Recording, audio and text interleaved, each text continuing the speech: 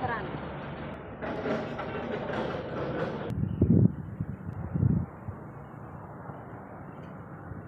अस्सलाम वालेकुम, मेरा नाम परवीन है। मेरे 2 बच्चे मजदूर ने। मैंने ਤੁਹਾਡੇ ਵੱਲੋਂ ਆ ਪੈਸੇ ਆ ਗਏ ਨੇ 1000 ਰੁਪਇਆ। ਮੈਨੂੰ ਤੁਹਾਡੇ ਵੱਲੋਂ ਇਹਨਾਂ ਬੱਚਿਆਂ ਦੇ ਤਾਵਣ ਵਾਸਤੇ ਆਇਆ ਹੈ।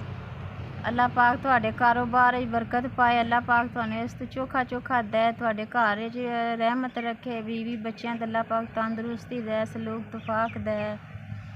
ਤੁਹਾਡੇ ਮਾਂ ਬਾਪ ਨੂੰ ਅੱਲਾਹ ਪਾਕ ਜ਼ਿੰਦਗੀ ਦੇ, ਤੁਹਾਡੇ 'ਚ ਇਸ ਤੋਂ ਵੀ ਚੋਖਾ ਸਲੂਕ ਤਫਾਕ ਹੋਵੇ। ਇਹ ਜਿਹੜੇ ਤੁਸੀਂ ਮੈਨੂੰ 10,000 ਰੁਪਈਆ ਬੱਚਿਆਂ ਦਾ ਭੇਜਦੇ ਹੋ, ਮੈਂ ਇਹਨਾਂ ਦੀਆਂ ਬੜੀਆਂ ਜ਼ਰੂਰਤਾਂ ਪੂਰੀਆਂ ਕਰਨੀਆਂ। ਇਹਨਾਂ ਦਾ ਖਾਣ ਪੀਣ ਲਿਆਉਣੀ ਆ, ਇਹਨਾਂ ਦਾ ਕੱਪੜਾ ਲੀੜਾ ਲਿਆਉਣੀ ਆ, ਇਹਨਾਂ ਦੇ ਅਖਰਾਜ਼ਾਤ ਮੈਂ ਪੂਰੇ ਕਰਨੀ ਆ।